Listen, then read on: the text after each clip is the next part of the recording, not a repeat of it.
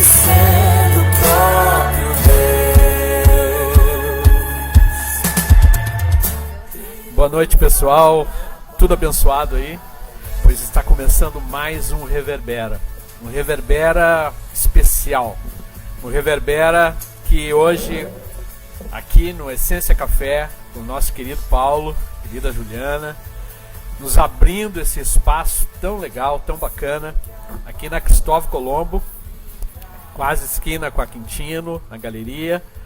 Nós estamos aqui para reverberar alusiva à reforma protestante. Então, você está conectado no programa Reverbera, que é um programa da Assembleia de Deus de Porto Alegre. Nós estamos ao vivo e agora eu quero te pedir uma coisa. Compartilha com os teus amigos. Hoje é só pelo YouTube, né? Você recebeu o link aí. Hoje você vai ter aula, só o custo é o link que você vai poder acessar a sua internet, né? Então, aproveita isso, passa para os teus amigos, teus colegas, teus irmãos. Reverbera especial sobre a reforma protestante, aqui diretamente do Essência Café. É mais um dia de um Reverbera fora do estúdio, mas com muita vontade de trazer aqui a mensagem de Deus. Fica conosco e vem para o Reverbera, compartilha. Nós te esperamos daqui a pouquinho.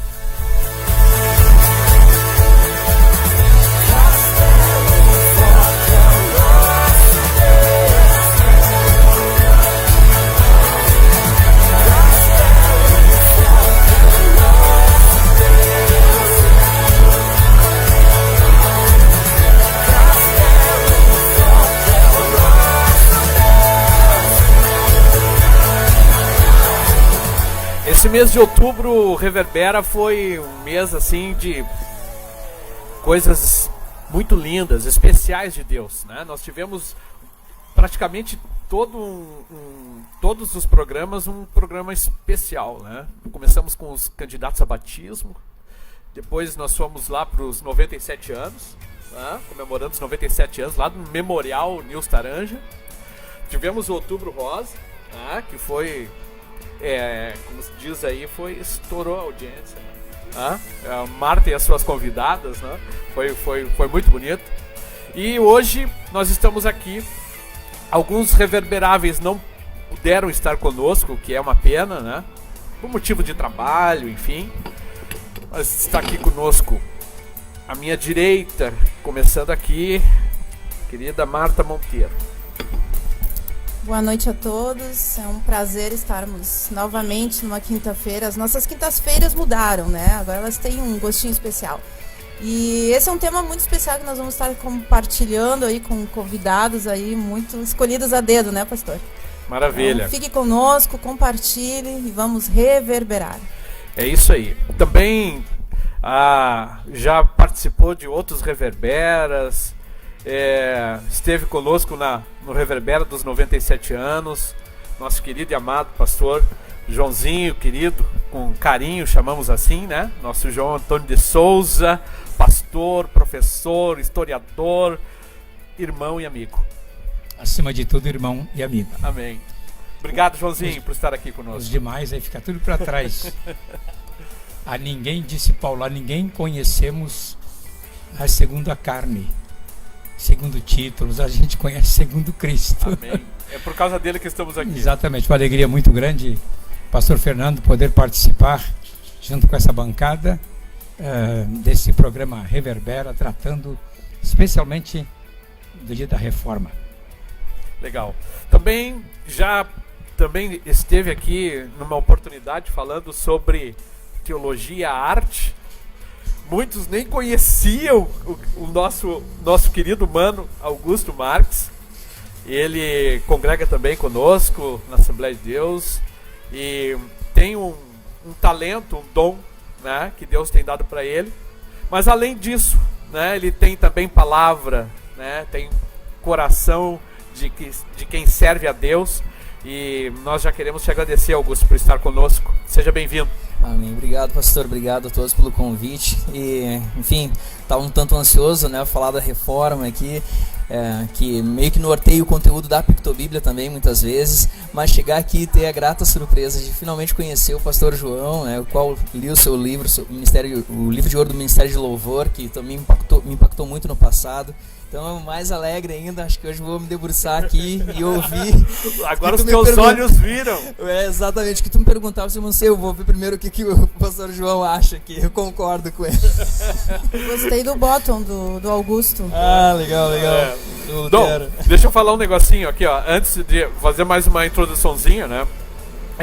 O Augusto, para quem não sabe, né? Ele desenvolve arte e faz isso com muita maestria, e eu falo isso assim, Augusto, com muita sinceridade no meu coração, até pela tua humildade, tá? E ele contou um pouco da história dele, que a gente não vai falar de novo, mas você procura aí no playlist do Reverbera, como é que ele começou, né? Cartunista de supermercado, aquele, sabe? Promoção, relâmpago, bababá. Esse é o cara. E hoje ele está aí desenvolvendo vários trabalhos para a glória de Deus. Quem não conhece Pictobíblia, né? Entra lá no Instagram, né? Pictobíblia. Quem não sabe, esse selo que aparece aí na tua tela ali, ó, canto direito de quem tá olhando a tela ali, ó, 97, foi ele que desenvolveu a arte dele, né? Aquela camisa do batismo, eu nasci de novo, a arte dele, né? Parabéns, querido, tá? Seja bem-vindo, Deus te abençoe e vamos reverberar. E aí tem alguns irmãos que estão chegando conosco aí, vão tomar um cafezinho, vão assistir de camarote, como se diz, né? O nosso querido Lucas, né? Lucas lá do Educandário, o Joel Marques também está aqui, e o Paulo fazendo aquele café maravilhoso, tá bom? Então, nós vamos começar falando, e claro, o dia da reforma 31 de outubro, né? Foi o dia que foi afixado ali nas portas da catedral as 95 teses de Martim Lutero. Mas a gente é bom sempre contextualizar antes de nós falarmos especificamente sobre o tema, né, o que da reforma. É bom a gente dar um panorama anterior. E aí eu vou querer já que o pastor João arranque, né, o carro dele, já coloca em primeira, e se colocar em segunda, em terceira, vai andando e a gente vai conversando, né? Colocar no automático. Coloca no automático, né? Falar um pouquinho sobre essa pré-reforma, né? Porque houve um preparo, pastor. Houve um preparo, Augusto, Débora, para que essas coisas elas não nascem assim, né? Deus tem os seus planos. E muita gente deu a vida, né, para que essa semente fosse germinada, né? Pastor João. Bem, a gente estava conversando em off aqui. Uma alegria muito grande ter vocês, Augusto. Agora descobri que eu tenho um fã, né, que leu meu livro, o livro de ouro do Ministério de Louvor. Você é um privilegiado, porque o livro está esgotado e a editora não vai reeditar mais. E a questão da reforma, eu até escrevi um livro, se me permite mostrar aqui, Heróis e Mártires. Deixa eu aproveitar aqui e botar mais perto. Isso, aí ó. Heróis e Mártires da Pré-Reforma. Aí ficou legal. Exatamente. Fiz uma nova edição dele agora há poucos dias sobre este livro, porque eu trabalhei exatamente não na reforma, porque sobre a reforma nós temos muitos livros. Sim. Aquele período da reforma, Martinho Lutero, com João Calvino, Zwinglio, nós temos muitos livros escritos. Mas pouca literatura sobre a pré-reforma. Porque o que se tem sobre a pré-reforma, em regra geral, são livros católicos. E os católicos deturparam muito os registros da história, porque foram sempre escritos com o objetivo de defender a doutrina católica. Sim. Mas eu, há anos atrás, graças a Deus, tive o privilégio de comprar uma série de livros da editora Paternoster, na Inglaterra, e todos em inglês, que eles tratam exatamente desse período, tanto da pré-reforma como da pós-reforma, do ponto de vista da igreja restaurada. Ou como eu tenho um livro lá em casa, que é The Pilgrim Church, a igreja peregrina. E nesses livros, eles mostram o testemunho de cristãos que desde a época de Paulo, depois da perseguição a Paulo lá em Roma, esses cristãos fugiram de Roma e se refugiaram nos vales alpinos da Itália, ali entre Itália e Suíça. Esses cristãos viveram ali durante muitos séculos e eles preservaram a doutrina bíblica. E aqueles cristãos eram chamados apenas de irmãos. Veja que a nossa audiência aumentou aqui. Eram apenas de irmãos. Eles eram irmãos no sentido, a palavra em inglês é brethren, eram irmãos no sentido de que eles não se identificavam com movimento algum. Até porque não podia haver outra instituição senão a Igreja Católica Apostólica Romana. Então esses irmãos, eles se reuniam, eles estudaram a Bíblia, eles traduziam a Bíblia. E o primeiro que se converteu, que aí sim faz parte da pré-reforma, foi Pedro Valdo. Pedro Valdo era um próspero comerciante italiano e tinha muitos bens. E ele deu uma festa na casa dele. E um desses irmãos, que também era um empresário, o evangelizou. E Pedro Valdo se interessou tanto, Pedro Valdo conheceu o evangelho genuíno de Jesus, se converteu, ele pegou metade das propriedades e fez reforma agrária, e a outra metade ele vendeu, e com o dinheiro ele começou a preparar o que ele chamava de apóstolos, que saíram por toda aquela região, por toda a Europa na realidade, para pregar o evangelho de Jesus Cristo. Você começa lá, daí vem o nome valdenses.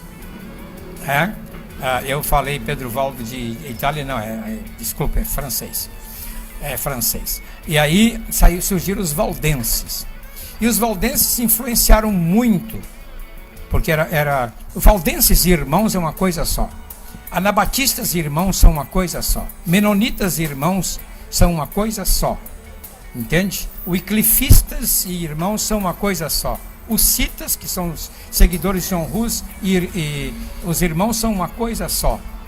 As pessoas que foram dando apelidos ao longo dos movimentos, davam apelido de acordo com o líder daquele trabalho. E os valdenses influenciaram muito a cidade de Albi, onde estavam os cátaros.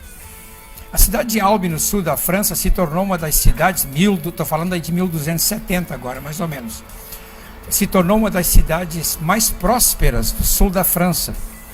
E a palavra cátaros, eles eram conhecidos como cátaros, cátaros quer dizer santos. Mas se você ler sobre os cátaros no Google, ou você ler sobre ele na história da Igreja Católica, e também na história de alguns evangélicos, que pegam a cópia do catolicismo, eles vão dizer que era um grupo herege, mas não era herege.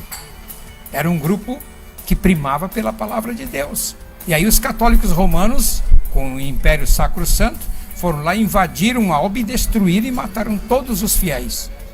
Mas a semente do evangelho continuou prosperando. Esse é o leito que foi preparado para a reforma. Depois foi preparado através de John Wycliffe, na Inglaterra. Os seguidores de 1280. Depois de John Wycliffe vieram os Lollardos, que ele criou. Eram grupos de jovens que saíam de 2 a 2 por toda a Inglaterra pregando o evangelho, os Lollardos. Não me pergunte por que Lollardos, porque existem muitas teorias sobre quem eles eram, né? Mas existe uma teoria que é mais condizente. E aí depois havia um professor em Praga, na atual República Tcheca, em Praga, que era John Hus, que foi influenciado por John Wycliffe. Aí John Hus criou um movimento lá na universidade, mas foi queimado. O John Hus é aquele que predisse, né? Hus de ganso. Exatamente, né? Hus é ganso. Hoje queimam um ganso, mas virá um cisne. Virá um cisne. Até disso caberia de repente uma pergunta, porque talvez até uma pedra no sapato dos reformados que são cessacionistas, essa questão da profecia que John Hus faz. Às vezes eu já vi alguns textos assim, meio que desviam, não foi bem uma profecia, mas exatamente 100 anos depois... eu não sei porque são cessacionistas, se a reforma, agora estamos falando da reforma, a reforma operou com milagres e maravilhas. Naquela época não foi só a palavra, entende? O cessacionismo surgiu muito tempo depois. Pegando, porque agora a gente começa a abrir um leque, né? É uma baita de uma aula, mas a história vai, pelo menos o Orlando Boyer, sim, ele vai falar... No Heróis da Fé? No Heróis da Fé, ele vai falar sobre Martim Lutero. Ele vai falar que Martim Lutero era um cara que tinha um devocional enorme, de uma vida de oração, de uma vida de intimidade com Deus, sim, de uma vida de experiências espirituais. Né? Ele relata, até tem uma citação até de um livro onde relata as experiências, né? Quebrando essa questão da questão do cessacionismo. Mas deixa eu continuar para a gente preparar o leite aqui da reforma, porque esses movimentos foram surgindo. Surgiu Tyndale na Inglaterra, que traduziu a Bíblia para o inglês. O Wycliffe fez as primeiras tentativas, não é? Também no idioma alemão já havia outros grupos tentando traduzir a Bíblia. E alguns dialetos, né? Inclusive, né? Já havia. Muitos dialetos também. Então o que aconteceu? Esses irmãos, eles se espalharam por toda a Europa. Esses irmãos depois estão... Agora nós vamos nos adiantar mais 200 anos na história depois da Reforma. Vamos para quase 200 anos, não, 1680. Vamos aí para os metodistas, para o movimento que foi muito forte entre os metodistas. E eu recém trabalhei esse assunto, que eu trabalhei lá na Assembleia, na D55 em Cachoeirinha. Eu dei um seminário sobre os movimentos de os avivamento, grandes né? avivamentos da história, sim, né? Que eu começo em 1550. Eu começo com que criou os menonitas, Simon Menon, porque ele também é fruto da reforma. Sim, sim. Só que começaram a haver divergências com Lutero na época. Então, primeiramente quero dizer assim, houve todo um preparo espiritual que contribuiu para isso. Primeiro, o Lutero conseguiu o apoio dos príncipes da Alemanha. Sem isso ele não conseguiria fazer a reforma. Foram os próprios príncipes alemães que deram proteção para ele, apoio para ele. Não queriam mais o domínio da Igreja Católica. E um outro ponto importante, quando a gente fala que o Lutero teve um apoio de uma classe mais... Né? Aí vem aquela questão que é um dilema na vida de Lutero, que é a questão dos camponeses. Sim. Né? Porque aquela guerra ali parece que houve assim uma... Não é uma tentativa de manchar, não é isso, não é essas questões, mas aquilo parece que não ficou bem resolvido, né? Porque o Lutero deu a entender pelos escritos que, olha, contra os camponeses. Contra os camponeses, porque ele era... Tentaram aproveitar, né, o momento. Ele estava ao lado dos príncipes, né? Sim. Ao lado, mas o Lutero... E o foco dele não era isso, né? Exatamente. Mas assim, o que eu quero dizer, quando Lutero foi chamado para a dieta de Worms, para o julgamento dele, eu não gosto da palavra dieta, julgamento em Worms, ou Worms, em alemão é Worms. Quando ele passou pela estrada da cidade, diz um historiador que havia 10.000 irmãos ou já chamados de anabatistas, que estavam na beira da estrada saudando ele. Teve apoio popular, ele teve apoio. Ele teve apoio popular. Agora, como toda a história, né? Ele, depois que fez a reforma, ele começou a perseguir esses irmãos. Mas aí deixa para outra hora. Não, mas vamos. Mas é interessante isso, porque eu até esses dias estava conversando, tem pessoas que acabam minimizando a importância da reforma pelos erros de Lutero. Né? Lutero antissemita. Mas a gente precisa entender que, para o momento, ele foi extremamente importante. Quando a gente pega um lugar onde tem muito entulho, tu não pode começar com pente fino. Tu tem que começar tirando o lixo grande, para depois chegar no segundo, e no terceiro e no quarto momento. Martita, né? Martinha. Martita em espanhol. Martinha. Martita. Só pelo fato de ele ter a coragem de pregar na Catedral de Wittenberg as 95 teses, que a gente, quando fala em tese, as pessoas têm uma ideia de tese universitária, né? Não, acadêmica. 50 folhas, né? Se bem que ele era, claro. ele tinha cacife pro negócio, mas não era as teses eram frases Frases. em que ele cria. Sim. Se você entrar aí no Mr. Google, bota as 95 teses de Lutero, aparece. Então lá na Pictobíblia, lá coloquei os 95 post por post há 4 anos atrás. Foi uma mão, assim, colocar todas as 95 teses. Assim, Mas vamos abordar isso aí, João, porque eu acho que é importante, né? Tu preparou o leito, né, dessa reforma. Sim. E aí aparece Lutero, que é um ícone dentro do processo. Ele não é só ele, mas ele é alguém de destaque dentro do processo. Lutero vem de uma família com algumas carências, né? Mas o pai dele conta a história que queria que ele nem fosse monge. Muito pelo contrário, houve até um processo de dizer assim, olha, me esquece, sabe aquele negócio? Né? Me erra, porque agora não... Quase assim, como é que se diz? Eu vou fazer que tu perca tudo que eu... Porque eu queria que você fosse advogado, estudou pra isso e tal. Mas antes de chegar no Lutero, eu tinha que fazer uma colocação. Sim, fala. Porque a minha cabeça... Sim, não, entendo, fica tranquilo. Ela esquece agora rapidamente, né? Minha cabeça esquece... O que mesmo que eu ia dizer? Não, mas brincadeira. Muitas verdades bíblicas já haviam sido restauradas pelos pré-reformistas. Desde a época de Pedro Valdo. Eles já batizavam em águas, eles não aceitavam batismo infantil, tá? Eles já formavam presbitérios nas suas comunidades, que são as vilas agrícolas, entende? Eles já tinham a ceia como memorial e não como Lutero depois fez como é que ele coloca presencial ali, né? Presença real. Não, tem transubstanciação com substanciação. Com substanciação. Então, antes de Lutero, já havia toda essa teologia bíblica já havia sido restaurada pelos irmãos. Mas ainda eles estavam debaixo do processo da igreja de Roma. Eram muito perseguidos por causa disso. Se você ler o livro de John Foxe, né? O escocês. O livro dos mártires. Quando chegou na metade do livro, eu larguei o livro. Não conseguia ver tanto sangue derramado. É muito. Então, e hoje a gente se queixa, né? Porque um colega de trabalho olhou assim e disse, as verdades fundamentais bíblicas já haviam sido restauradas.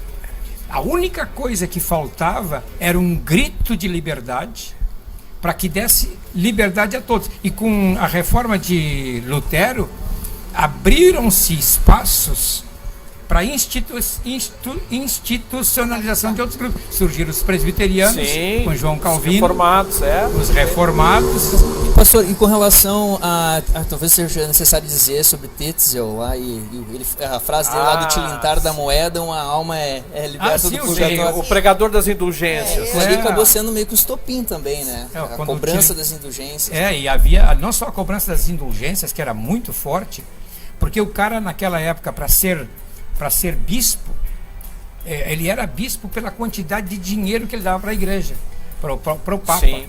Não era por chamamento, era pelos seus recursos financeiros. Então, Simeonismo. Comprava o a cargo. simonia comprava o cargo. Comprava o cargo. Agora, dentro das indulgências, Augusto, assim, ó, a quantidade de relíquias, né, dos pedaços da cruz Isso, e da quantidade de ossos, olha, dá para remontar várias cruzes de Jesus. E era status, né, para as pessoas enviarem os seus filhos, tanto as mulheres quanto os homens, quanto mais relíquias, esses conventos, esses monastérios. No vidrinho lá. Quanto mais relíquia tivesse, mais status tinha na sociedade, Perfeito. maior era o dote que tinha que se pagar para que um filho ou uma filha fosse enviado para lá. Perfeito. O Frederico da Saxônia, ele reza a lenda, né? Diz a história que ele tinha mais de 5.000 relíquias. E só o fato de você olhar para as relíquias já te dava um perdão de, olha, alguns milhões de anos, entendeu? Dos pecados, né? E aí que vai entrar forte essa questão. Aliada às indulgências, que era, assim, vamos dizer, com o estopim do negócio, mas havia uma questão moral muito forte Muito também. forte. Uma Muito questão forte. moral da igreja, da forma como a igreja, o clero... Eu quero dizer, uma questão imoral. Imoral. Um fator moral que... Mas do clero se utilizando, né? Exatamente. Era uma capa de santidade, né? Mas era uma hipocrisia na realidade. Os padres viajavam por toda a Europa cobrando indulgência para você ser salvo. Sim. Então você podia viver no pecado que quisesse, mas desde que você pagou essa indulgência, você estava salvo. E Lutero veio então com a mensagem de Romanos, né? Justificados, pois, mediante a fé, temos paz com Deus. E para nós hoje é tão absurdo isso, mas se a gente pensa, como pensavam as pessoas na época, isso era lei, isso não se questionava. Né? Porque as pessoas não conheciam a Bíblia, o povo. Sim, então, o que eles sabiam? No entendimento deles, era o que era falado e ensinado pelas autoridades eclesiásticas, e eles acreditavam que aquilo estava na Bíblia, porque eles não tinham acesso. E não tinham acesso e eram analfabetos. Analfabetos. Então, quando vem Lutero e outros e se levantam e dizem, olha, não é isso que a Bíblia diz. Foi um choque cultural, social, econômico, em tudo, principalmente espiritual, né, naquele mundo ali tão sufocado por essa questão do eu tenho o acesso à informação e eu te passo aquilo que eu quero passar. Não interessa se é verdade ou não, e tu vai acreditar em mim e pronto. E eu digo também o seguinte, não é só uma lembrança desse grande feito que a gente faz, né? Mas, assim, basta ligar na madrugada em alguns canais de TV para ver que ainda hoje... Contextualiza. Com uma nova roupagem, né? Ainda hoje... Com uma nova roupagem. Exatamente. Sim, até aquela expressão que existe na igreja reformada, sempre se reformando, né? Para nós que viemos da reforma, sempre a necessidade de ter isso em mente. A questão ainda das indulgências é tão forte porque sempre há, como dizia o velho político, aos interesses. Os interesses. Quais eram os interesses? Havia uma necessidade de uma construção de catedral. O poder da igreja de Roma, ainda naquela questão nação-estado, né? E ele vendo que isso estava começando a se desprender e tinha que financiar a construção. Porque Estado e religião era uma coisa só. Sim.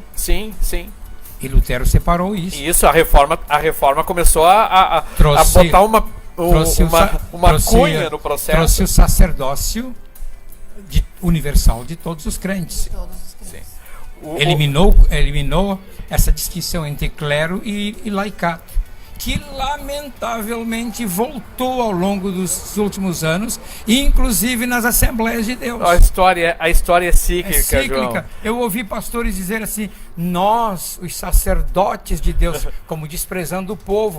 Mas o povo também é sacerdote de Deus. O fato de você ter um título de pastor não torna você um sacerdote. Sim. E isso Lutero combateu, mas parece que é cíclico. É cíclico. Isso volta, esses pecados, sempre. É cíclico. Vamos lá, caminhando ainda com essa questão, a hora vai passando, né? Vai passando. E a gente ainda tem muito assunto aí. E chegou mais um grupo aí, né? O Milton e companhia, né? Do Educandário aí, Sejam bem-vindos aí, né? Aproveitem. Eu tô com a família Souza me assistindo aqui, ó. Família Souza. Olha, a família Souza. Família, sim, né? A família Souza é uma família. Deus abençoe os Souzas. O seguinte, na questão moral, na questão do Estado, falaste, João, sobre a questão daqueles que ainda surgiram desses movimentos da reforma, tipo os anabatistas. Os Sim. anabatistas não aceitavam essa questão do Estado. Eles eram extremamente assim, não. E quem deu o apelido de anabatista foi o Lutero. Foi Lutero, sim. Porque eles eram irmãos. Eles tinham que batizar de novo, né? Eles eram irmãos. Aham. Originalmente eles são brethren, eles são irmãos. Mas quem os chamou de anabatista, os apelidou, foram de Lutero e os reformistas. Porque batizavam de novo. Sim, não aceitava o batismo Não, e aí infantil. tem lances sujos na história em que eles depois começaram os anabatistas foram que deram apoio a Lutero e depois foram perseguidos por Lutero. Foram perseguidos. Eu tenho dados na história Foram perseguidos, sim. de pessoas que foram afogadas nas águas por acreditar no batismo nas águas. Sim. Imagina. Por isso que a gente volta sempre à questão que a nossa base é Jesus, é a Bíblia, né? Exatamente. Não é o homem. Por mais exemplo que seja um líder, ele é falho, como todos nós. Todos somos então, falhos. o nosso erro que sempre houve foi colocar no homem, endeusar um homem, seja ele um pastor, admirado, seja quem for, né?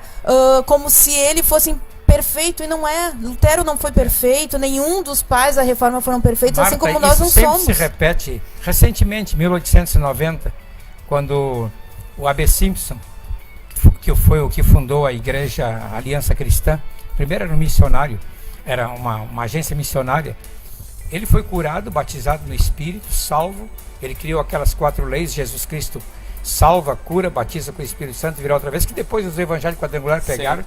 Ele escreveu um livro, foi editado pela editora Betânia, em que ele dizia que só ia para o céu quem fosse batizado no Espírito Santo e falasse línguas. Olha o radicalismo que ele entrou.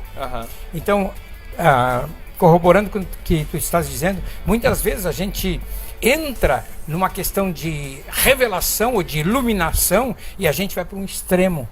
E sai da palavra. E por sermos humanos, a gente sai da palavra. E temos que ter cuidado com isso. E é justamente nisso, né, Augusto, que se baseia em um dos, vamos dizer assim, um dos pilares. Augusto, né? Não está falando nada. Não, mas é por isso que eu toquei para ele agora.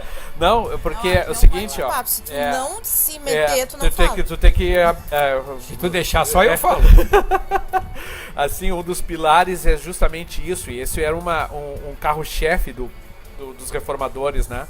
De voltar à questão da palavra, né? Da primazia da palavra. Das que o Lutero deu ênfase à importância do sermão como algo principal no culto, né? Foi Lutero. Os cânticos de grupos, que começou o primeiro grupo de louvor, foi o Lutero. Então, essas questões, mas o principal, o banquete, a palavra de Deus. Aqui eu te corrijo. Não? Porque os irmãos já tinham o seu inário.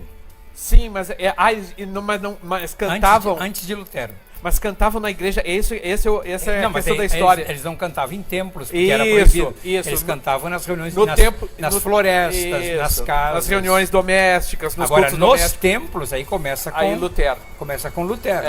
E esse cântico que ele fez, né, ele fez, acho que 1500, a reforma foi 1509 por aí, que ele escreveu. Olha a profundidade da letra. Se nos quiserem devorar, demônios não contados, não poderiam nos derrotar, nem sermos derrotados. O grande acusador dos servos do Senhor já derrotado está. O ferido cairá por uma só palavra. Aleluia. Você está no Reverbera. Nós vamos fazer um intervalinho para a gente tomar mais uma aguinha, tomar um cafezinho. Nós estamos aqui direto do Essência Café, um lugar muito legal. Aliás, o pessoal deve vir aqui, porque mora para essa região, né? É isso, Cristóvão Colombo, Floresta, aqui Quintino, Bordini, né? Tem a simpatia, o carinho, o trabalho, o zelo, né, do Paulo, da Juliana, que é um casal amado, e eles estão aqui de segunda a sexta-feira, das 8h30 às 18h. Essa voz que você ouve assim no fundinho é do próprio Paulo. Depois nós vamos deixar ele falar também, né? Dando o recado dele. Mas agora nós vamos ouvir o Castelo Forte. Vamos botar aí o Castelo Forte, Jeremias, pra gente poder tomar uma aguinha. E você fica com a gente que tem mais assunto aí.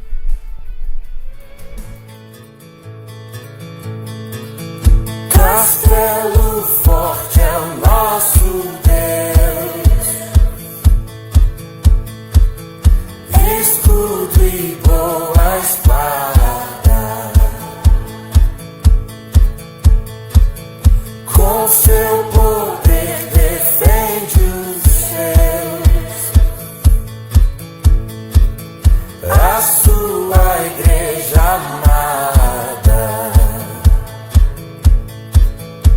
com força e com furor, nos prova o tentador, com artimanhas sais e astúcias infernais,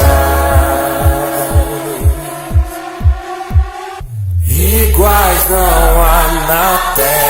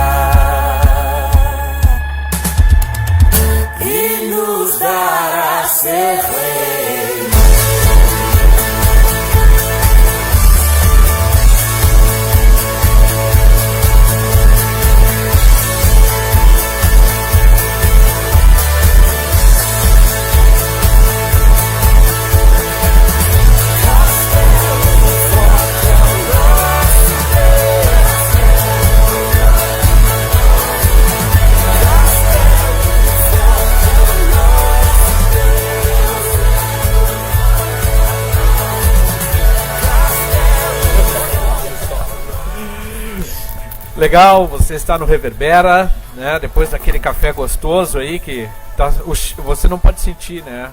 O cheiro do café aqui é fantástico, né? A gente cheiro fica... impregnou aqui. Não, nós estamos aqui todos cafeinados, né?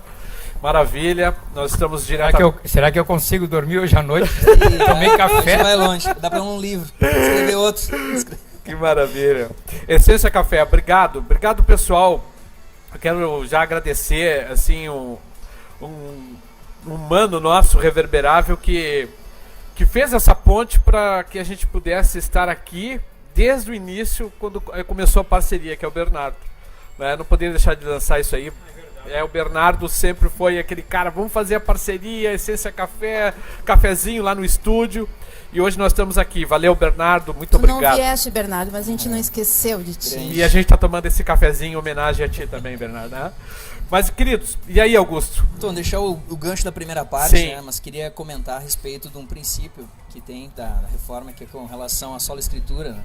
Que depois, mais adiante, se tornou popular em função das 5 solas, mas quando mesmo Lutero, na Dieta de Worms, lá fala, né, que ele não poderia voltar atrás daquilo que ele diz, porque a mente dele está cativa às escrituras. Ele não pode ler nas escrituras uma coisa e interpretar de forma diferente ou se render àquele sistema ali, né?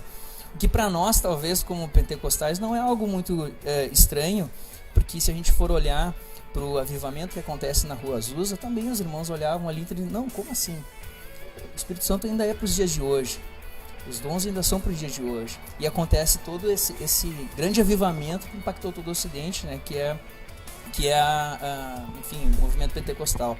Então, talvez aí seja um link importante com relação à reforma, o feito de Lutero também.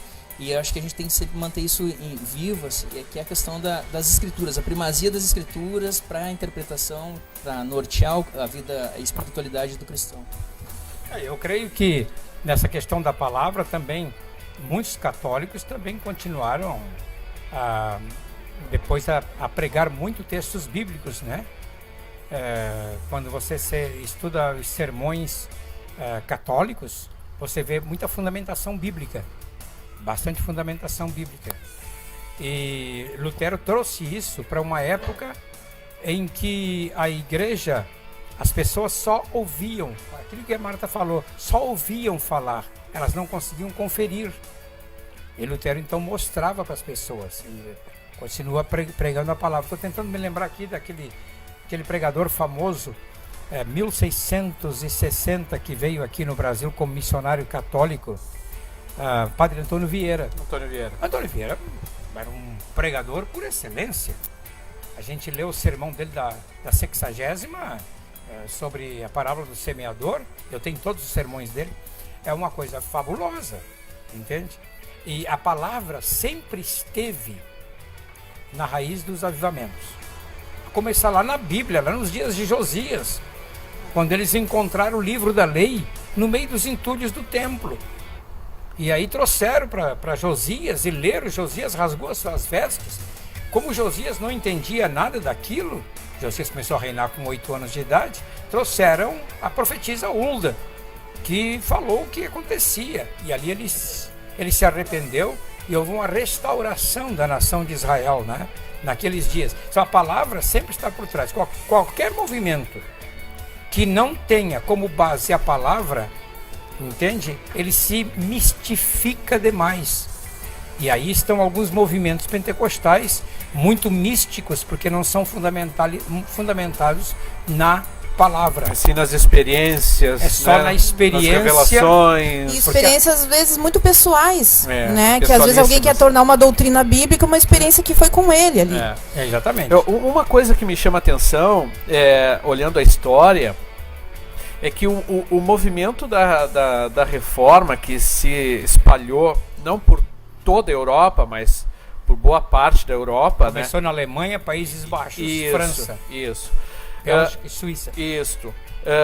Até nos países escandinavos ali também, no tempo do Gustavo Vasa, imperador sueco, já estabelecendo ali também. O homem está bem informado. Não, ele estabeleceu, sabe aquele negócio assim, a partir de agora nós somos Lutero, né? Bom, mas a América Latina, e aí entra essa questão, falaste do Antônio Vieira, né? Ele deve a questão da contra-reforma, né? Que nada mais é do que a reforma dentro da igreja romana. Exatamente. Né? Na realidade, Lutero, a ideia dele não era sair e criar uma outra Sim, igreja. sim. Ele só queria acertar algumas coisas que eram gritantes, ele recebeu né? um bilhete, né? Ele foi recebeu um excomungado, bilhetinho. né? Esse bilhete é verdadeiro, como é que diz aquela... Mas a mesma coisa aconteceu com... A mesma coisa... É verdade esse bilhete. A mesma coisa aconteceu com John Wesley. Ele não queria sair da igreja anglicana, a igreja da Inglaterra. Ele dizia assim, se me tirarem do templo, eu eu entro pela janela. Tá? Mas aí fecharam a porta, a janela e fecharam a chaminé. E ele tinha que pregar do lado de fora. Então ele não queria começar o movimento metodista, mas foi obrigado, porque a igreja institucional, apesar de que era protestante, a igreja anglicana fechou as portas para ele. Agora, e os nossos pais da Assembleia de Deus, né, Daniel Berg e Gunnar Wing, é a mesma coisa. Eles foram colocados para fora. Que na realidade Deus trabalha de uma forma que o homem ele não entende. Às vezes a gente vai e acha que vai ser isso aqui. Não, Deus está me mandando fazer isso. E às vezes o Senhor está usando essa situação para fazer algo muito maior. Exatamente. Muito maior do que nosso. E o interessante é que não é uma pessoa só. O pastor sempre fala, né? O trabalho que eu faço aqui não é só meu. Olha a quantidade de homens, né, e mulheres que participaram disso. Bom, a gente está falando dos reformadores, mas no lado de Lutero tinha nada mais. Vambora. Não, você tem a Madame Guyon. Madame Guyon. Nunca ouviu falar dela? Não. Uma francesa, católica romana, 1550, exatamente na época de Lutero, tá?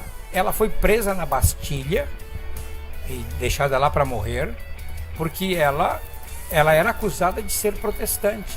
Na realidade, ela era uma mulher católica que cria na palavra de Deus. Eu tenho os livros da Madame Guyon, a maioria deles em inglês. O livro de Jó, por exemplo, ela escreveu numa noite na Bastilha, à luz de vela, o comentário do livro de Jó. Então você tem Madame Guyon, que foi uma mulher assim que a Igreja Católica a acusou de ser protestante. Aconselho os ouvintes a lerem as obras de Madame Guyon. Fazendo só um parênteses, Martim, depois fala sobre a Catarina, mas é o seguinte, falando sobre o que ela escrevia na Bastilha, um dado, uma curiosidade, né, sobre Lutero, quando ele faz os comentários do Salmo 23, ele está há mais de 3 dias trancado e a Catarina tem que chamar alguém para arrombar a porta. E quando arromba a porta, arrombaram a porta, chamou um cara lá, vamos dizer, o nosso serralheiro de hoje, né? Chamou o cara e disse, arromba essa porta, não sei se esse cara tá vivo ou não. Arrombaram a porta, ele nem bolufas. Ele estava tão compenetrado nos Salmos 23, 3 dias. Porque onde ele traduziu a Bíblia foi num castelo de um príncipe onde ele se refugiou. Sim. Porque ele precisou se refugiar. E lá ele escreveu. Salvar a vida, né? Lá para salvar a sua vida. E lá ele escreveu, então, a Bíblia em alemão. Tá? Já que me convidaram para estar aqui, né, eu vou falar um pouquinho das mulheres da Reforma, porque elas não são muito faladas. As mulheres vão bombar nos comentários agora. Vamos lá, mulherada. Irmãs. Claro que eu vou focar um pouco na Catarina, mas houve muitas mulheres que participaram ativamente da Reforma. Tem um livro que eu até gostaria de mostrar aqui. Deixa eu ver se eu tiro a internet aqui, que não para de chegar mensagem. Vamos ver se dá para... Reformadoras. Essa câmera tá do teu lado aí. Da Ruth Salviano. A Ruth Salviano e a Jaqueline Pinheiro. Reformadoras. Esse livro ele traz uma biografia curta, mas de 12 mulheres que participaram da Reforma. Mas foi muito mais. Mas é interessante, ela divide esse livro assim nas mulheres que produziram teologia, né, que escreveram, que trocaram a roca pela pena. Ela fala. Algo importante, fruto da Reforma. Ensino às mulheres. Que era algo, e aí vem a questão das escolas. As mulheres não participavam. Não participavam? E mesmo entre os protestantes reformadores foi uma luta. Né? Então ela traz as mulheres que foram teólogas, ela traz a questão das mulheres que eram esposas, as nobres e também as rainhas e mártires. Inclusive uma mártir que ela foi rainha por 9 dias, que era a Jane Grey. Ela foi decapitada e até a capa do livro ilustra ela. E apesar de que eu vou focar na Catarina, mas eu queria falar rapidamente sobre já ouviram falar na Árgula von Grumbach? Não, isso eu não ouvi falar. Ela era da Bavária, ela era uma menina. Ela era uma menina e ela ganhou dos pais uma Bíblia num dialeto alemão, não era o alemão oficial ainda. E aí, isso é Reforma, tempo da Reforma. 1492 ela nasceu até 1563. Até 1563. Ela pegou a Reforma. E ela começou a ler a Bíblia, embora as autoridades, né, eclesiásticas dissessem que os pais não deveriam permitir. E ela foi apelidada de Bíblia ambulante da Alemanha. E ela começou a escrever. E liam em latim, né? Que não tinha ainda, né? Não tinha alemão. Quem traduziu foi o Lutero. Mas né? havia alguma coisa em alguns dialetos, mas né? Alguma coisa. Mas não era bem a língua que o pessoal não, tava... porque, deixa eu dizer, Martita, as pessoas naquela época, com 14, 15 anos, 12 anos, já falavam e escreviam fluentemente o latim. Exatamente, o grego. O latim e o grego. E houve um professor de uma universidade que, ao defender as ideias da reforma, ele foi expulso da universidade. E como ninguém se manifestou, ela falou assim, ó, eu sei que a mulher não deve falar, mas já que ninguém vai falar, eu vou falar. E ela escreveu panfletos e ela mandava primeiro essa carta para a universidade, defendendo isso em 1523. Em plena 6 reforma. anos, em plena reforma, né? Ela fez cópias e nessa carta ela cita mais de 80 textos bíblicos. Panfletos. Essa foi a... Você sabe o que era fazer cópia Panfletos. naquela época? Não tinha a imprensa Não tinha. ainda. O Gutenberg estava... Panfletos me lembra de Gutenberg. O Gutenberg estava ainda... Isso facilitou, né? Mas ela, claro, ela Eles tinha algum escreviam recurso. manualmente as cartas. Outra, Marie Dentieri. A Marie nasceu em 1495 e foi até 1561. Ela era uma erudita, teóloga, historiadora. Ela foi uma das que defendeu os huguenotes, que eram os protestantes franceses, né? E ela fugiu de um convento. Quando ela se converteu ali, porque eles tinham acesso. Os conventos eram um grande centro de produção literária, produção teológica. Sempre foi. As E ela teve bibliotecas acesso. dos conventos eram os tesouros dos monges. Você mencionou aí os Exatamente. huguenotes, é muito interessante. Os huguenotes, só para dar uma palhinha aqui, né? Os huguenotes foi os que vieram aqui para o Brasil, né? Com Villegaignon. Depois eles foram para o Nordeste. Eles vinham fugindo da perseguição daquela noite de São Bartolomeu na França. Entende? Os huguenotes fugiram para o Brasil. A história do Brasil, que é feita do ponto de vista dos jesuítas, diz que eles eram invasores holandeses.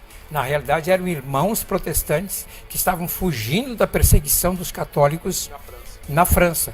E vieram primeiro com o navio de Villegaignon e depois lá para o Nordeste. Só essa palhinha Não, aí. Continua. é isso aí, esse é um bate-papo que a gente vai enriquecendo. E a Marie, ela foi uma das defensoras de que a mulher, ela deveria ter acesso não só aos estudos, como a palavra, né? Ela escreveu uma carta para Marguerite de Navarra, que era irmã do rei Francisco I, que foi outra reformadora, e ela, no texto dela, lá, Defesa das Mulheres, eu estou pegando uma colinha aqui, porque eu não tenho a memória do pastor João, né? Mas ela fala Vai assim, ter, ó... quando chegar com a minha idade, você vai ter tudo. Ela fala, não existem dois Principalmente evangelhos. nas coisas lá do passado, né? João? Antigas, né? Ela disse assim, não existem dois evangelhos, não existe o evangelho para a mulher e para o homem. E isso irritou, inclusive, os protestantes. Ela foi escanteada por muito tempo, né, a Marie, mas depois o próprio Calvino chama ela para fazer o prefácio de um dos seus sermões. Olha só. Que se referia à vestimenta de uma mulher cristã. E em 3 de novembro de 2002, há menos de 20 anos atrás, ela foi incluída no muro, naquele monumento aos reformadores lá em Genebra. Ela não tem uma estátua bonita, né, como tem o do Lutero, do Calvino, mas o nomezinho dela, ela tá gravadinho numa pedrinha. Tem o nome, tá? Né? E ela foi considerada uma teóloga. E mais a Olímpia Morata também, eu vou correr, porque a coisa Não, tá indo. eu acho que tu... A Olímpia, ela também foi muito importante, porque ela criou, falando em Você louvor... viu como ela se preparou para falar das Não, ela mulheres? se preparou, ela foi além de... Né? Vai lá, Me Matinha. deram uma tarefinha. Vai lá, Pedro. Matinha, vai lá. A Olímpia, falando em louvor, ela foi a criadora do primeiro saltério em grego. Olha. E isso uniu no culto os protestantes, porque cada um tinha o seu idioma, mas ao fazer um primeiro saltério, ou seja, um inário, né, só de salmos, os irmãos podiam se reunir e cantar tudo no mesmo idioma, né? Bom, tem outras, a Marguerite Narrava, como eu já falei, a Catarina Zell, a própria esposa do Calvino e Delete. Mas a questão da Catarina, ela não foi uma teóloga como essas mulheres, né? Mas ela esteve ao lado de Lutero, ela foi importantíssima. Ela negociava os livros e os escritos de Lutero, porque Lutero disse que era um excelente escritor, pregador, mas era um péssimo negociador. Sim, ele não conseguia cobrar, né? Não, e ela era que Geralmente o negociava. escritor é assim, minha filha. Geralmente o escritor é assim, ele escreve, mas não sabe cobrar. Tem que ter alguém que faça esse processo, e quem fazia esse processo era a A Catarina. Catarina, ela adquiria terras, ela produzia cerveja, ela fazia de tudo. A casa deles, de Lutero, se tornou quase que uma pensão, uma hospedaria. E a Catarina, ela foi aquela mulher que, ela, junto com outras monjas, recebeu os escritos de Lutero e elas decidem fugir, né? Então, ao fugir, elas se refugiaram junto com Lutero. E aí o que aconteceu com a mulher que saía de um convento? Ela tinha que casar, senão ela ia acabar caindo na prostituição. E aí Lutero foi meio que um cupido, né? Ele foi arranjando marido para cada uma delas, só que sobrou a Catarina. Aí a Catarina tentou casar com um lá, que acabou não, e aí ela disse pro Lutero, olha, tô Só sobrou você. Só caso se for contigo, porque eu sou muito exigente. O Lutero, então tá, bora, vambora. Aí veio a Catarina, vambora. Bora, Catarina. E Catarina foi assim, e tem um episódio que, porque Lutero ele tinha muitos baixos, assim, né, na questão, assim, ele era, às vezes entrava um pouco de depressão, porque não era fácil o peso que era em cima dele. E aí teve um momento que ele estava muito deprimido, ele estava, assim, até questionando o ministério dele. E aí ela se veste de preto, de luto, e ele se apavora e disse, quem foi que morreu? E aí ela disse, eu acho que foi Deus, porque do jeito que tu tá, de certo Deus morreu. E aquilo ele cai em si, e ele revigora a força dele e segue em frente, né? Então a Catarina ali ao lado dele... Não, é uma coisa muito forte isso. A Catarina e o Lutero, quando deu aquela peste que matou, devastou a Europa, a peste negra, o pessoal... começou os que sobraram, né? Começaram a vazar da cidade e o Lutero assim, vambora. Lutero, não. Aquele que me chamou, só saio daqui se ele mandar eu sair. E a casa do Lutero virou uma hospedaria de... Todos os reformadores, inclusive na pós-reforma, Marta, também tiveram mulheres gloriosas, né, fortes, por trás, né? fortes, como a Susana Wesley, por exemplo, teve 12 filhos, né? E cuidou de cada o um interessante é isso, esse resgate do evangelho, que o evangelho não é do homem ou da mulher, o evangelho é do ser humano que Deus criou e quer resgatar. E isso que a gente vê nessas mulheres, né? Inclusive ela aprendeu muita coisa, muitos ofícios no convento, até mesmo lidar com ervas medicinais. E diz que o Lutero, ele estava sempre meio doente, sabe como é que é o homem quando fica doente, né? Dá uma febrezinha, ele já acha que já... Então, acaba o homem. Agora eu faço uma pergunta para ti. Parece-me que a igreja não aprende com a história, né? Porque quantas mulheres estiveram por trás dos grandes acontecimentos, até mesmo na igreja pentecostal.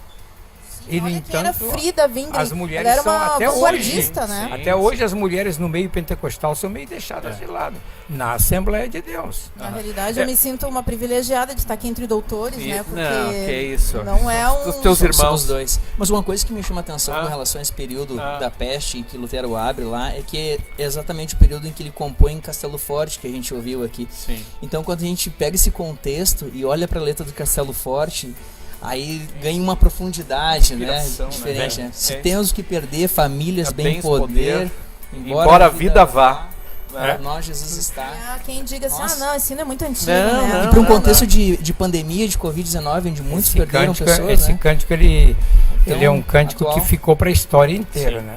Pessoal, deixa eu conduzir já para um período assim. A gente tem muita coisa para falar, mas assim, ó, falando sobre o pentecostalismo, e aí eu queria assim fechar esse se é que a gente pode dizer que é esse bloco final assim. Hoje, né, há um movimento assim que a gente percebe, né,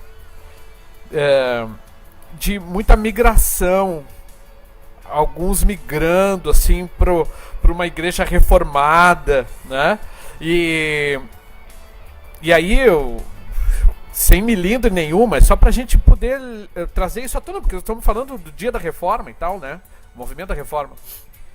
Como é que é esse movimento daquele que nasceu no pentecostalismo, aquele que nasceu na questão do avivamento, como é que vocês veem esse processo assim?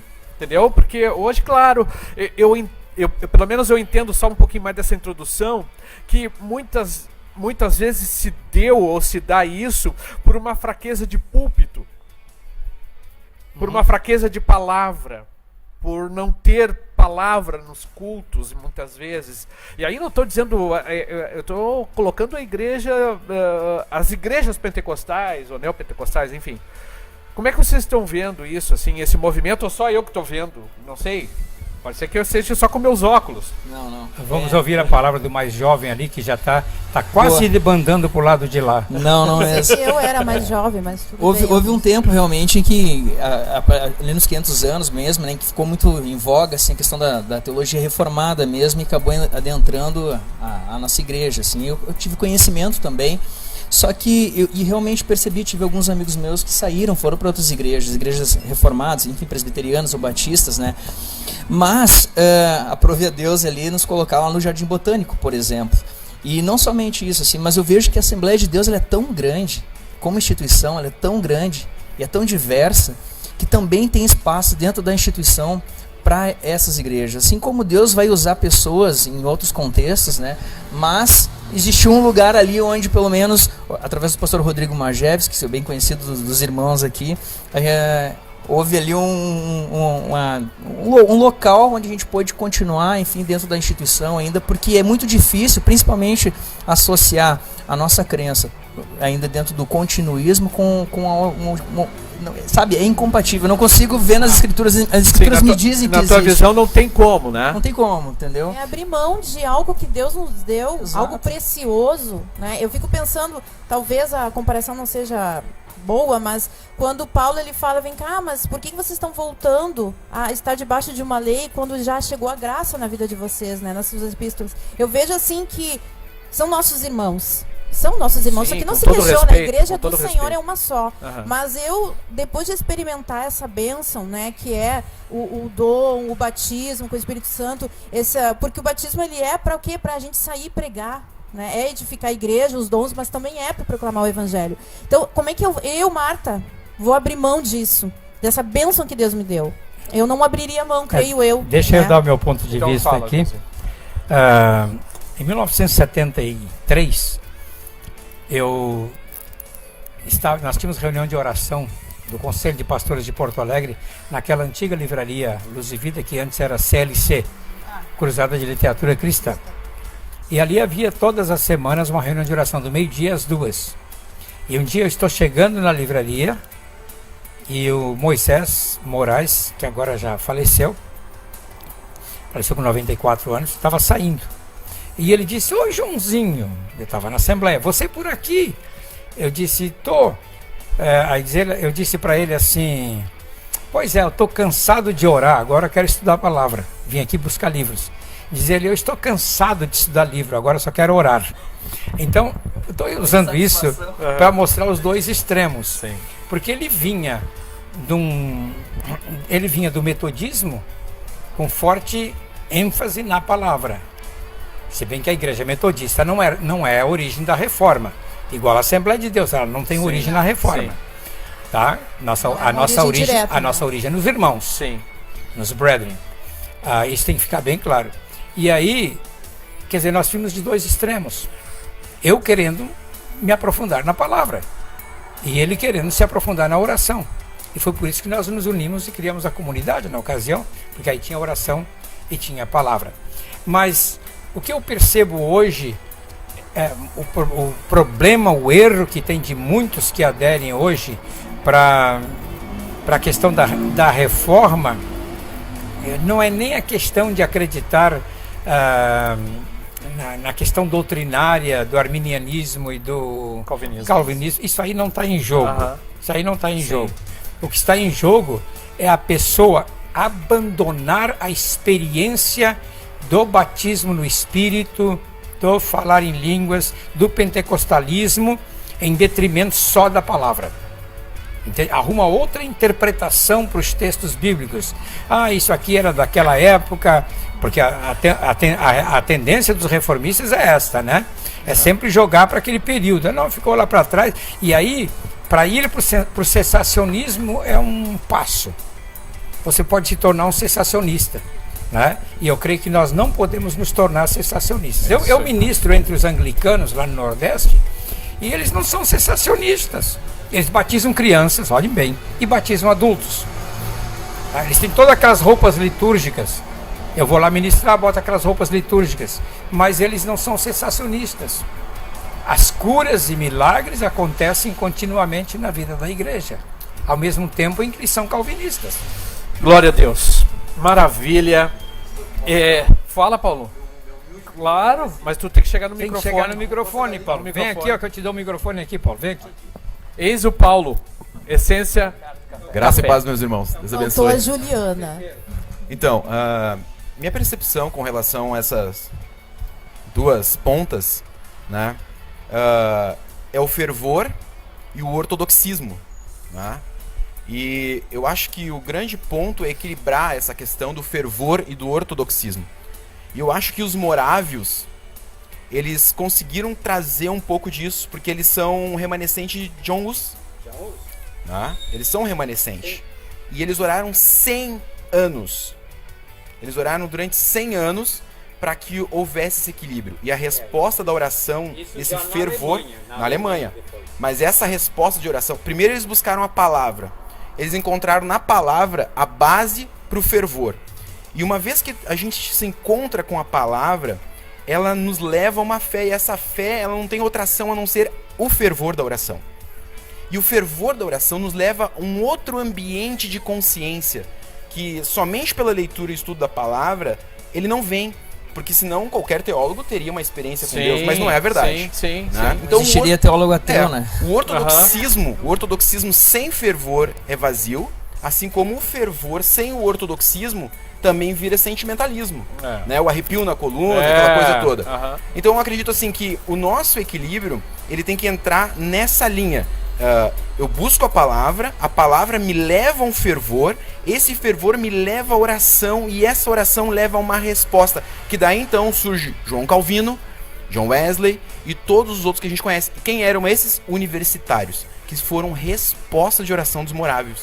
Então, a falta da oração também pode levar a uma frieza ortodoxa. Mas o fervor sem a ortodoxia também vai nos levar a um ambiente sem base.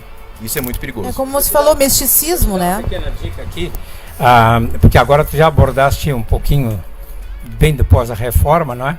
Porque os morávios, eles viveram muito tempo na Morávia, mas eles foram expulsos das suas terras, não é? Logo que o Santo Império foi lá e expulsou com todos eles. Eles ficaram espalhados por toda parte. E aí, 1660, 70 por aí, Deus usou um homem chamado Labadie, que católico, começou reuniões de oração na casa dele e levou Zinzendorf, o conde von Zinzendorf, ao conhecimento da verdade. Então foi aí que esse conde ficou sabendo dos irmãos da Morávia e os convidou para residir nas suas terras ali na Alemanha, né? Se espojando. Ele cedeu as terras ali. E ali os morávios se instalaram e os morávios depois se tornaram o maior grupo missionário de todos os tempos. Maravilha. Muito boa a tua história. Maravilha. Obrigado, Paulo. Baita participação. É o seguinte, nós tá cheio de comentário aqui, o pessoal tá comentando, tá gostando demais do programa. A gente tem que encaminhar para o final. A reforma foi super importante, né? Não só no campo religioso, em várias esferas, político, social, econômico. Veja só, João, aquele seu post que você colocou no Face, né? Ela tá tentando ser suprimida, e aí tem que fazer outro programa, não dá para fazer hoje, né? Tá tentando ser abafada pelo Halloween, né? Veja como foi muito interessante aquele teu... Até hoje à tarde tinha 600, quase 600 compartilhamentos. Sim, ele fez um texto ali falando justamente disso, né? É o Natal, Papai Noel, a Páscoa, o Coelho, o Halloween, Reforma. É mais ou menos isso, claro. Não, mas depois entra lá na tua página, lá no Facebook. João Antônio de Souza Filho tem lá esse artigo que ele colocou, muito legal. Mas é isso aí. A gente está celebrando a questão de voltarmos a isso, né? A palavra de Deus, né? Salvos pela graça, né? Somente pela fé. Essas coisas que se perderam ao longo da história, mas e nós estamos aqui relembrando. Sempre existe um remanescente, né, pastor? Sempre, Porque Deus ele sempre. nunca perdeu o controle das E coisas. ainda entra, até na igreja pentecostal tem esse negócio das obras ainda hoje, né? Opa, isso aí é muito Tão forte, forte, esse. É. Uma questão que eu esqueci de comentar da Árgula, que foi aquela que defendeu o professor, né? Já que nenhum homem se manifestou. A universidade nunca respondeu para ela, somente um estudante. Naquela carta, ela citou mais de 80 textos bíblicos. Ela era uma mulher que conhecia a palavra. E o que o estudante respondeu para ela foi: vai cuidar do teu marido, dos teus filhos e da tua casa. Meu pai. E aí ela responde para ele: mas vem cá, tu não tem nenhum argumento realmente válido. Porque quando a gente não conhece a palavra, não tem como tu sustentar uma teoria da cabeça. Claro. A palavra que nos dá, que liberta, é a palavra que traz. E isso que a gente está fazendo hoje aqui, relembrando a questão da reforma, é relembrar que a palavra passa céus e terra e a palavra do Senhor não passa. E se estamos hoje aqui é porque Deus usou homens e mulheres corajosos que se dispuseram. E a coragem não significa falta de ausência de medo, mas é enfrentar isso. E como? Através do Senhor, né? Fala, Eu Augusto. vou dizer que para mim, talvez o impacto maior que tenha da reforma, assim, com relação, sendo bem prático mesmo, né, é com relação à mobilidade social que a gente acabou tendo a partir da reforma. Porque antigamente quem era do clero, quem era da plebe era da plebe, mas a partir do momento em que as pessoas começam a ter a ideia, a concepção de que não, o clero ele tem que orar, mas a plebe também tem que orar, assim como os soldados têm que buscar a Deus, não pertence mais a um grupo exclusivo, sabe? Até lembrando aquela frase do Lutero bastante famosa com o sapateiro que pergunta: poxa, mas eu sou sapateiro, como é que eu vou glorificar a Deus? Não, então faz o melhor sapato que tu puder e coloca o preço justo nisso. Aí entra as questões das vocações também. Isso é tão pertinente porque muitas vezes, e muitos jovens ainda têm isso, dessa questão dicotômica entre fazer as coisas que são sagradas somente dentro da igreja, eu tenho que entrar dentro do coral, eu tenho que cantar. Poxa, mas será que se eu for biólogo eu consigo glorificar Deus através disso? E essa dicotomia existe muito forte na igreja. Existe muito forte. E talvez isso ainda seja necessário ser relembrado ainda hoje, para que a gente possa pensar, ainda num termo reformado, assim, né, na redenção da cultura. E realmente a gente precisa de cristãos nos Em mais todos, diversos E aí lugares. vem Todas aquele as áreas, versículo, né? né, Todas Augusto, as que diz: áreas. quer comais, quer bebais, ou fazer qualquer coisa, Tudo fazei para a glória de Deus. Tudo para a glória de Deus. Queridos, tá bom demais, tá muito legal. Olha aqui, ó, participação, claro, do pessoal do pessoal do Reverbera aí, né? Ó, Miguel Monteiro, Alexandre Bilhalva, Bernardo, Tiba, Cíntia Silva. Minha irmã. Ah, não, mas aí não vale. Ah, não, tô Não, brincando, mas ela Cíntia, um elogiou abraço, Paulo aqui. Cíntia, um abraço. Cintia e a Thelma estão lá em Brasília assistindo. Isso, E o Miguel em Canoas com a um Débora. abraço. A Mari, né, Alcina Vergara, boas falas, o Ronaldo, o Flávio Vieira, maravilhosa oportunidade, relembrar sobre a reforma. Também a Jocelaine, bênção de Deus, a Pasqualina, o Eliseu Martins, a Cíntia também já falando aqui. Importante saber que a Marta, puxando para Marta de novo, aí havia muito que reformar, né? Ô Cíntia, não leva a mão, é brincadeira, viu?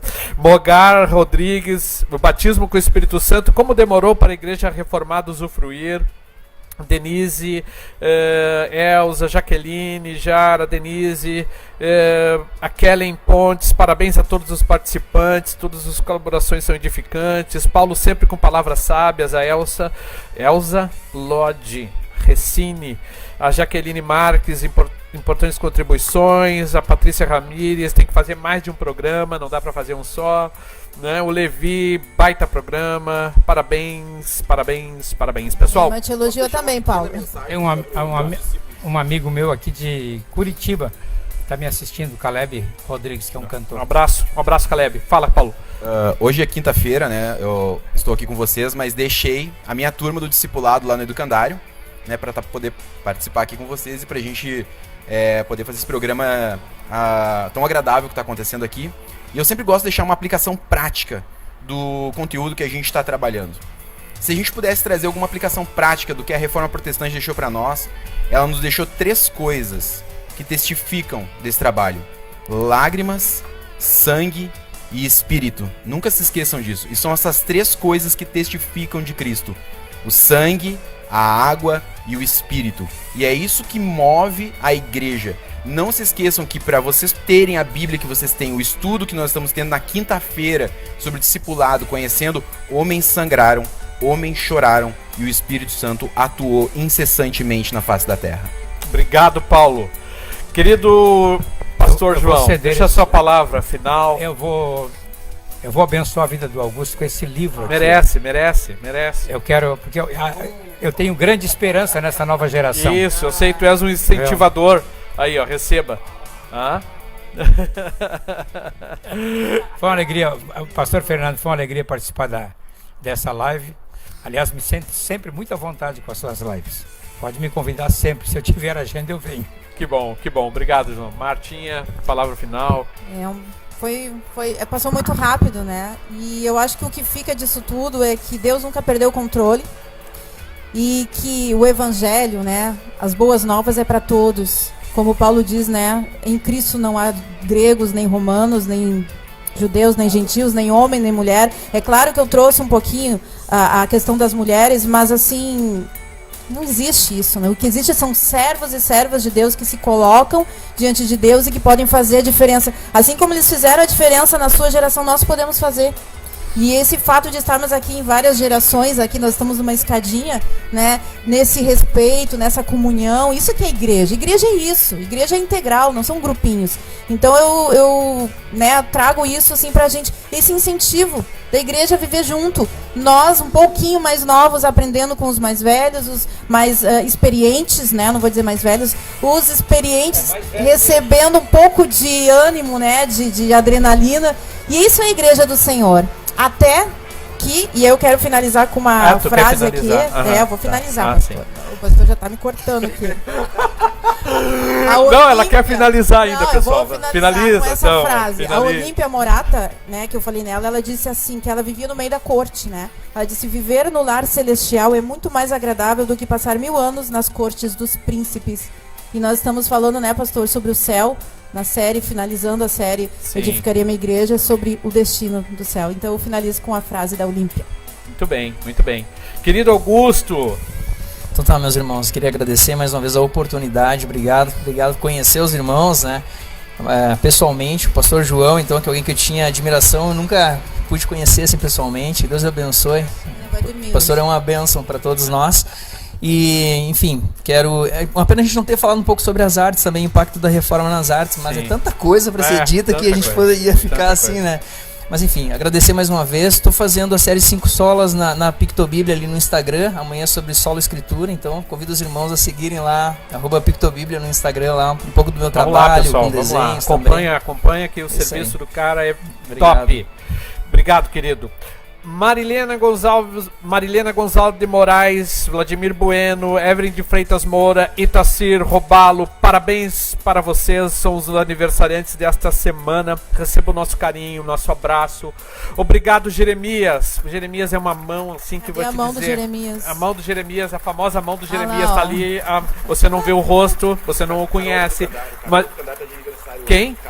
Carol do Educandário, um abraço, um beijo, querida. Deus te abençoe, no nome de Jesus. Que Deus abençoe a tua casa, que Deus abençoe a tua família. E até o próximo Reverbera. Fica com Deus.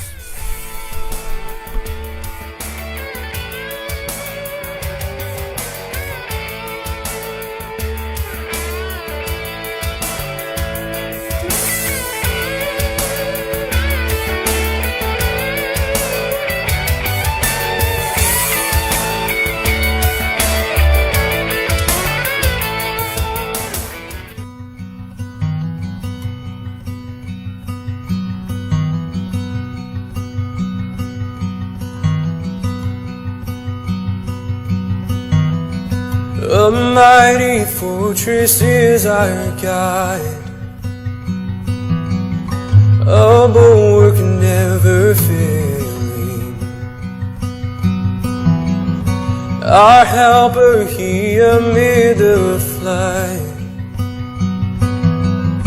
of mortal ills prevailing. For still our ancient foe doth seek to work us woe. His craft and power outweigh, and armed with cruel hate. And on earth is not his equal. Oh,